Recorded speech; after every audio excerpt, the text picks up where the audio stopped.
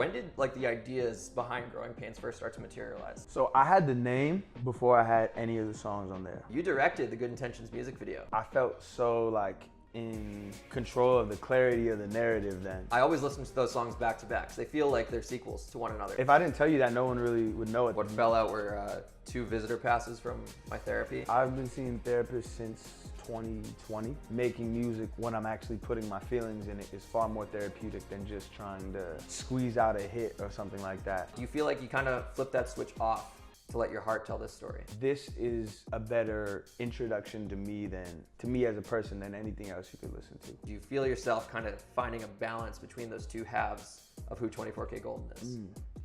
Somewhere down the line, I would like to be just golden. What's going on, y'all? Liam Crowley here with the one and only Mr. 24kGoldn here in Boston, Massachusetts, ahead of Chase Atlantic's show. 24K, thank you so much for taking the time. 24K or Golden? Which do you prefer? You can call me Golden. Yeah. Golden, okay. Boston, I've seen you here twice now. November 2021 at the venue right by Big Night Live. By TD Garden, By TD right? Garden, yeah, that was for El Dorado. Yeah. And then this past June for Growing Pains. Yes. Now you're back here, third different venue in the Boston area. I feel like I'm going on tour of just the Boston venues in the last couple of years. It's great. So what are your favorite memories of Boston? Boston is always usually a good show, so I always have that to take with me. I also remember Lou Bell, he's from Boston, and he had recommended this diner, and it was like a super hole-in-the-wall spot. I can't even tell you the name. But we went there because it was like one of the only late night spots, and I had this like insane cinnamon roll thing. So the food here is pretty good. Yeah. The bakeries especially. Yeah, really. A lot of different bakeries in like the North End, Fenway area. If you're here for some time, you won't waste your time for sure. You're opening for Chase Atlantic. Yes. You guys, like, I feel like you're in the same tree but very different branches, if you will, in terms of sound. How did this relationship come to be? This came together like very spontaneously and really organically. I got put onto them maybe like 2 years ago, and I was doing this podcast with Joel Madden of Good Charlotte, and we were walking around, because he did it at his studio. We were walking around the studio and like just chopping it up after, and I noticed the Chase plaque on the wall, and I was like, oh, Chase Atlantic, fine, I fuck with them. He was like, oh, we manage them. And we kind of started talking, and it came up that they still didn't have like support locked in for the tour. So I just said, I'll do it. And that was like one of the best decisions I made this year, I think. Is it pretty wild to go from like your own headlining tour to opening for Chase? Like, when did the Growing Pains tour end? Earlier this summer, right? Yeah, so only like a couple months ago, really. I think it's definitely two very different experiences, opening versus like headlining. Because, you know, when you headline, everybody there is there for you. Opening, you don't know what the crowd reaction is going to be like until you get there.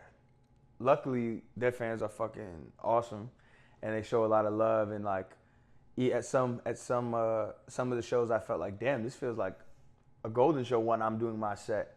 So I've appreciated that, and like the guys are mad cool too. So it's just been nice to chop it up with them. Yeah, the Coco Chanel in Barclays. Yeah, that was a Golden show if I've ever seen one. Let's get into Growing Pains specifically, because this record is so personal to you. It feels like the most passion-driven project you've dropped so far. When did like the ideas behind Growing Pains first start to materialize?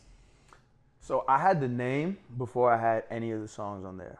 I knew that turn of phrase, Growing Pains, was something that was like so relevant to my life at the time, because coming into being a signed artist and everything like that, I signed 4 days after I turned 18. So I was very aware from the jump that as I'm growing as an artist, I'm also gonna have to grow as a person at the same time. And just because you're growing as an artist doesn't mean that you're growing as a person. So for me, this project was like acknowledging that in music, and it came from a desire of like wanting to let people into my mind and my world more than I'd ever done before. Yeah, so you said that you had the name for the album before you had the song. So when you're going into the booth, how much was you're going in with premeditated, like, these are the lyrics, this is what I'm trying to speak this day, and how much was you going in freestyling, just what you're feeling in your heart? I'd say most of my favorite songs start off with some sort of like spontaneity.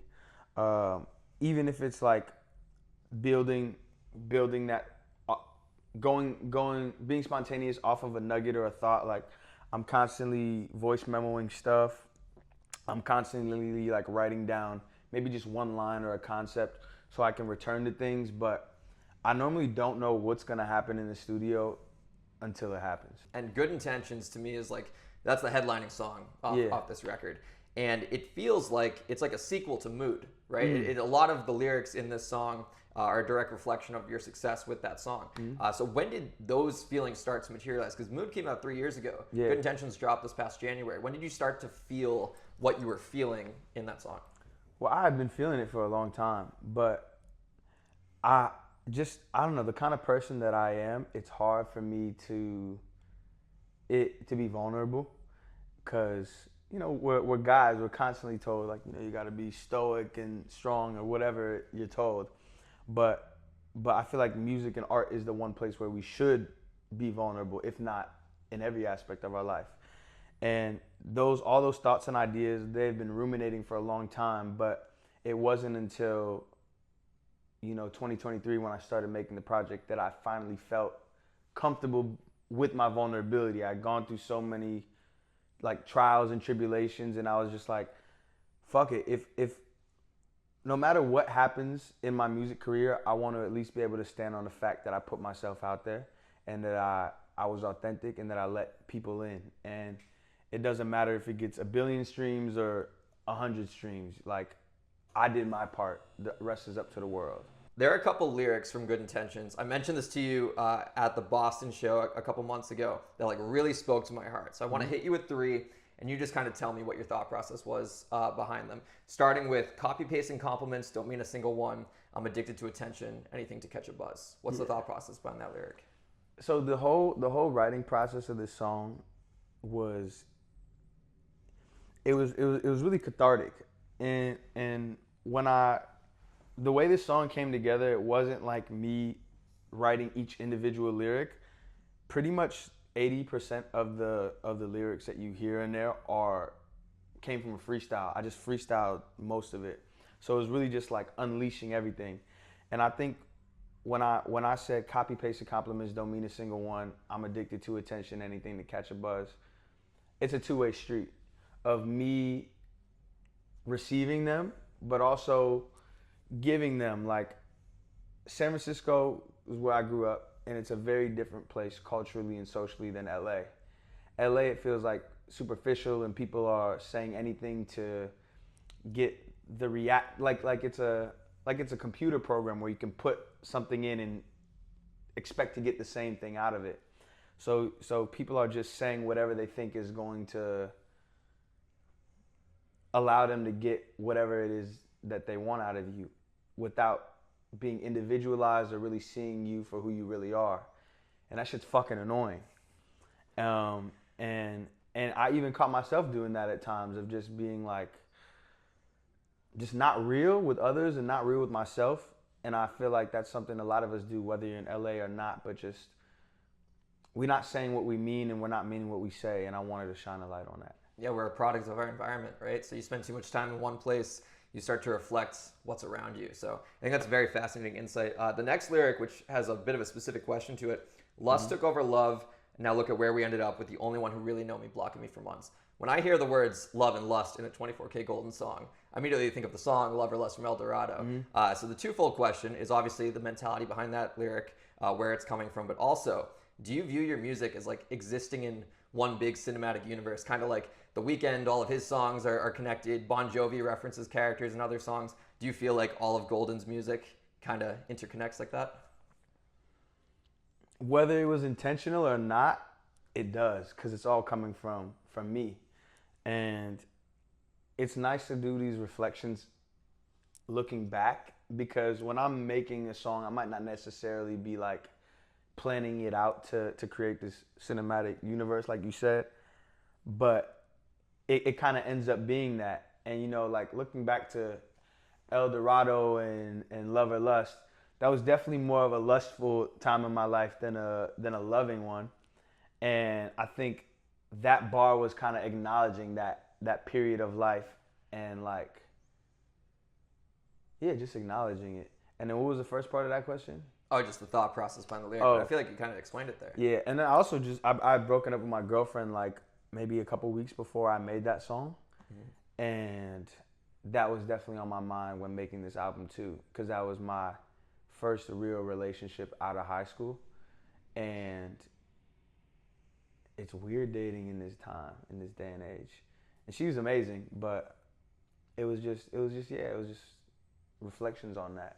Yeah, music is powerful in that sense. A lot of this song and other songs have gotten me through similar things, so I see what you're saying there. Final lyric of Good Intentions that I want to break down.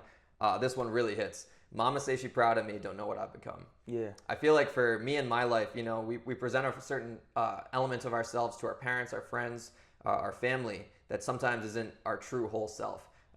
Is that kind of echoed in that lyric? Yeah, absolutely. Like my mom still lives in San Francisco, so everything that she knows about my life is either when we speak on the phone or when we text or when I come home and talk to her, or what she sees on Instagram. So she's seeing all these big concerts and, you know, flashy photos, and she's like, "Oh my God, I'm so proud of you." Like, yeah, she's so proud of me, but she doesn't know like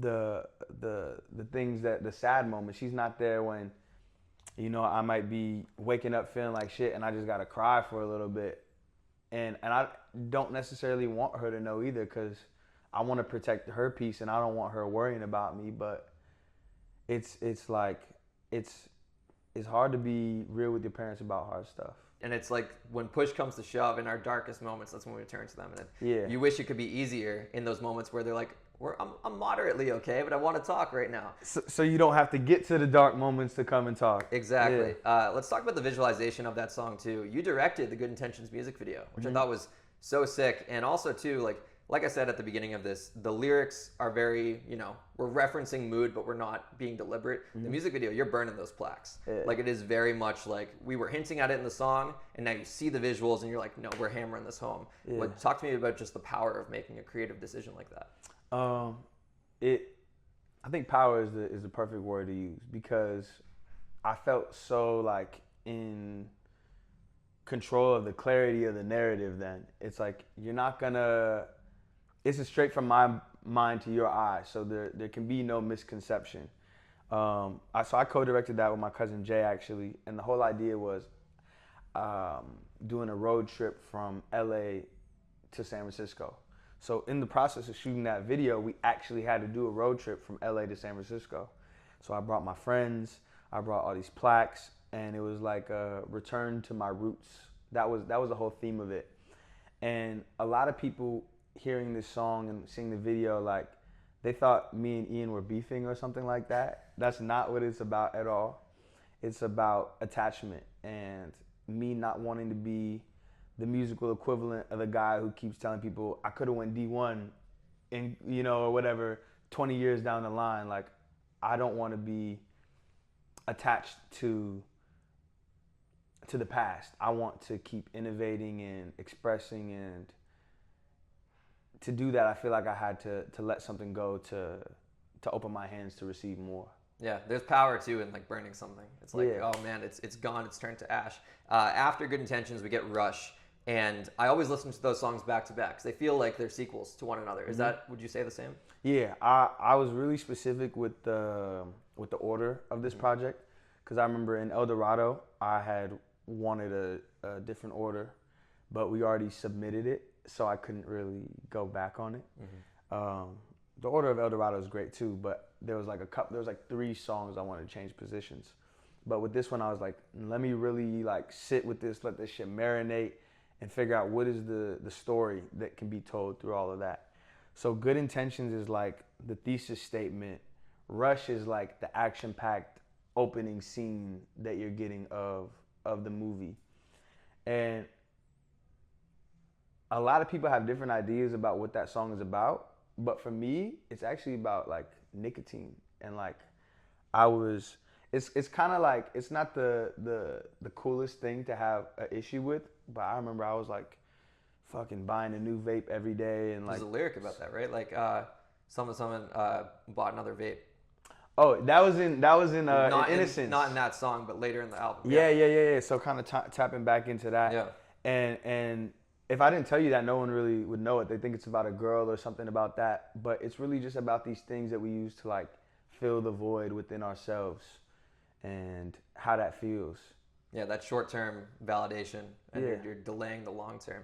Let's get into I Remember. There's a lyric here that I want to dissect with you. A lot of lyrical dissections here, Golden. And I want to make sure I get this one exactly right because it's a big one. Traded the monsters in my closet for childish dreams and hopeless nonsense. Just give me some time, I'll shake them off me. That lyric, I think, is so powerful because it feels like you're tunnel visioned on your dreams. And for that reason, the peripheral vision, your personal issues or whatever you want to address in your personal life takes a back seat. Do you feel like, when you were locked in on El Dorado, do you feel like you kind of let your personal life take a back seat to your career? Yeah, absolutely. I think it's really hard when you're a dreamer to find balance. I don't even know if balance exists when you're a dreamer because real dreamers put the dream above everything else. There's healthy ways to do that, or healthier ways to do that, and far less healthy ways to do that. But I feel like I neglected so much of my personal life, like mental health, family, friends, doing things like purely for the sake of enjoyment and love. Like I had no hobbies. Every day I was fucking waking up and doing 30 interviews on Zoom, asking the same questions, nowhere near as good as the questions you're asking me today. And like, I just didn't have the time or to do it. Or I did have the time, but I was listening to everyone around me saying that all these other things were more important than being, I don't know, than being like happy or myself. They didn't say that directly, but that was the vibe I was getting. And yeah, I do think my personal life took a back seat. Copy, paste in questions. They don't mean a single one. They don't mean a single one. See what I They did don't there? even want to know. It's funny when I grabbed my notebook to make sure I got that lyric right. What fell out were 2 visitor passes from my therapy. Yeah. I go to therapy every Monday, and they say you don't need a visitor pass. But I'm like, well, this is like a memento of like, here's my evidence. I'm going. I'm putting in the work. Yeah. That leads perfectly into my next question because clarity. You put a very big spotlight on therapy. It's tough living with clarity. I just need a little bit more therapy. What is therapy to you? Is it the sit down dialogue with a therapist, or is it making music, finding those new hobbies? Like, what is therapy to you? I think all of the above. I've been seeing a therapist since 2020, and it's crazy how the time flew because now we're here 4 years later, and I'm like, oh shit, I've been doing therapy for 4 years, and it's really cool when I might approach her with a question or a problem or a situation, and I'll tell her how I handled it, and she's like, you couldn't have done that 2 years ago, 3 years ago, 4 years ago. Like, the work you're actually putting in is working. And I feel like if I didn't start that as early as I started it, I'll probably be like a massive piece of shit right now. So that's a big part of it, but it also is like doing things that are therapeutic that aren't going down and sitting and talking to somebody. Like making music when I'm actually putting my feelings in it is far more therapeutic than just trying to squeeze out a hit or something like that. Spending time with my friends doing things that have nothing to do with my career, and we're doing things that have nothing to do with my career, like just going to the beach or going to some random dive bar. Like those things are therapeutic to me. That's awesome. One last lyrical dissection for you. The bridge to this song. I got distracted by the bag, wasn't worth it, and take a look at what's inside. What is inside? I think we all have this idea of what it's like to be in the spotlight, of what it's like to be famous or whatever. And it's really over glamorized. And up until very recently, I feel like when artists or actors or famous people spoke out, a lot of people would discredit and be like, they're just like complaining or they're spoiled, or I wouldn't mind not having privacy if I was making X amount of dollars a year. And to a certain degree, that is true. Like I'm very, I don't know about anyone else, but I feel very grateful and very blessed to be able to make art for a living. But there's a lot of shit that comes with it because it's not about the problem isn't with making art for a living, it's with the expectations and the situations that you find when people recognize your art. you know, and they recognize you. And I feel very grateful to like have now found my people and surrounded myself with people that I know care about Golden Landis Von Jones, the human, more than anything else. But not everyone has that. Not everyone's found those people. I saw the Pharrell movie earlier on tour. So good, right? The Piece by Piece by piece, yeah. And when he had those scenes with the vampires, yeah, I was like, oh, this is so like spot on. There are people that are energy vampires, and they just want to drain you of your time, your resources, your energy, your attention. And I think that a lot of the tricky stuff that comes with fame is hard to understand until you actually been in that boat. Mm-hmm. It's like being in the eye of a hurricane. It might be calm in your immediate surroundings, but there's this whole lot of shit going on around you. And yeah, it's tough. Yeah, and you went through that storm willingly alone as well, because Growing Pains, aside from Lakeli 47, is a completely solo project, no features, which is very different from El Dorado. There's a lot of features on that. Why was it important for you to tackle this personal passion project by your lonesome? No one else can tell my story better than me. Even with Lakeli, like, I wrote the hook and I had her do backgrounds, and I just wanted to like acknowledge her because I really appreciated her lending her voice. But yeah, it just felt like something so personal that how could I have someone else tell my story? Mm-hmm. I'm not opposed to, like, I don't know, maybe like if someone did a remix to something and shared their perspective on similar topics, but this was just me, and I felt like it was important to sound like that. Yeah, and it's also feel like it's a bit of a departure from El Dorado because, and this is me analyzing your music, and you can tell me if this analysis is right or wrong. But I remember seeing on an interview before, the name 24kGoldn comes from wanting to optimize SEO, wanting to make sure your name sticks out in Google. Obviously, you have a history in business. You were going to college for business school and all that. This album feels like it came more from the heart, like your business-oriented mindset. I'm sure that's always relatively on as an artist, as someone who's pushing his own work. But do you feel like you kind of flipped that switch off to let your heart tell this story? Yeah, I think this is like the most artistic project I have. I wasn't trying to chase a hit. I didn't care about if it charted or not, or we need this feature in this big budget music video. It was really just like, I have something to say, and whoever's meant to hear it is going to hear it, and whoever's meant to appreciate it is going to appreciate it, and everything else is out of my control and not my concern. And I feel like this is a better introduction to me as a person than anything else you could listen to. The people who are appreciating this, you're seeing them firsthand. Mm-hmm. I wanted to, like, again, give you such a big shout out for the way you treat your fans. I saw this at the Growing Pains show in June. You made time for every single person who stopped by that meet and greet. Mm-hmm. And because it was a more intimate environment, you also let people have a dialogue. That's how we first had our first dialogue. Yeah. And then Chase Atlantic in Brooklyn this past Monday, every single person, that line was around the corner, and people were foregoing the merchandise, which was quickly selling out, to come see you. And you never rushed anyone out. You let everyone tell their story to you. You snapped those photos. Twofold question here. Where does that genuine love for your fans come from? And throughout all your success, how do you maintain that? Because after a while, you got to think that, like, I don't know, the repetition of it starts to get normalized. Copy, paste, and compliments don't mean a single one. Mm-hmm. How do you make sure that who you were when you were dropping Valentino is still the same kid who's dropping Good Intentions? I think if you it just bothers me so much when people don't reciprocate the love that is being given to them. And I don't know if it's because when I was, 14, 15, 16, and I gave my CD on stage to somebody at the No Jumper show and they smashed it, or if I met an artist and they brushed me off early on in my career. I think it's things like that made me say, I'm never going to be like this. And I understand, there's going to come a point where I won't be able to stay around and meet everybody in the venue that wants to talk, because that'll probably take like 6 hours. So let me do as much as I can while I can, because there's never going to be another moment like now where I'm able to have a dialogue with people and really like get to know them and let them get to know me in that way too. So I think that's really important to do while I can. Yeah, and to talk about the future a little bit too. You've got 3 albums right now. You dropped out of college was your breakout. That's where you first burst onto the scene. El Dorado was your commercial big smash success hit.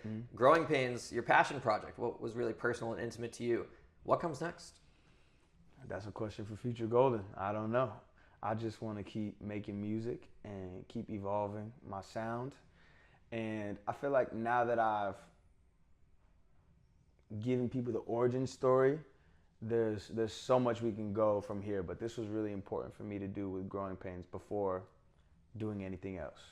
Yeah. It's something I found interesting as I was coming up with questions here. I was really analyzing like your persona, so to speak. 24kGoldn is so unique because the second half of that name is your name, Golden Landis Von Jones. Yeah. 24K feels like the flashy, like this is the artist, this is El Dorado, this is Mood, this is who's going on the stage, who's performing on the Tonight Show, stuff like that. It felt like the 24K side was at the wheel for El Dorado, but Golden was at the wheel for Growing Pains. So moving forward, do you feel yourself kind of finding a balance between those two halves of who 24kGoldn is? Somewhere down the line, I would like to be just Golden. I don't know when that's going to be. I don't know when it's going to make sense. I don't know whose Instagram I'm going to have to hack to get that name. But if what I'm all about is authenticity, I would love to have my name be my name. And final question for you, because obviously you came out in June, well, not even June, January, when Good Intentions dropped with the fro. Yeah. The braids are out. I love embracing new hairstyles as like a new chapter of my life. I feel like that's what I'm doing right now with my hair. I usually have it back, and now I'm like, nah, let's wear it forward. Let's wear some more street clothes for interviews, forego the 3-piece suit and all that. Do you feel for your next album the hair is going to change as well? I don't know. I like it, man. I might keep it for a little bit. I had the braids for 2 projects, so maybe I'll do this for 2 projects. Maybe I'll cut it off. I don't know. I just think it's important not to get too attached to one thing, you know? Like, don't let your identity be fixed in how you look, because that's always going to change. So let's just keep it fresh, keep it fun. And as long as I'm personally enjoying it and liking what I see when I get up in the mirror, that's all that matters. Amazing. Well, 24kGoldn, thank you for dissecting Growing Pains with me. Thank you for taking the time to chat before you take the stage here in Boston. And I really appreciate your time. Thanks for everything. Of course, man. Thanks for coming out. All right, cool. We'll cut there. Thank you, dude. Seriously, like this means a lot to me. So I appreciate you doing this. I appreciate you taking the time to go to Best Buy and buy new mics and like come up with really insightful questions. Thank you. Yeah, I usually have a stick mic. Pass it back and forth, but I feel like for sit downs you want to just talk like human beings. I hate calling them interviews. They're chats, they're conversations. And I feel like it was like, you know, it's low stakes but not low stakes, you know what I mean? I'm not putting a microphone in your face and being like controversial topics, but you know, you're vulnerable. It's your art, you know. I want to create an environment that feels like a discourse, not a microphone in your face. Yeah, no, you're really good at it too, man. Thank you, dude. I appreciate that. What do you call your conversation series? Right now, it'd just be like Conversations with Liam Crowley. Yeah. Something simple. I kind of like how that rolls off the tongue. It feels like a Anthony Bourdain-esque, like. Yeah.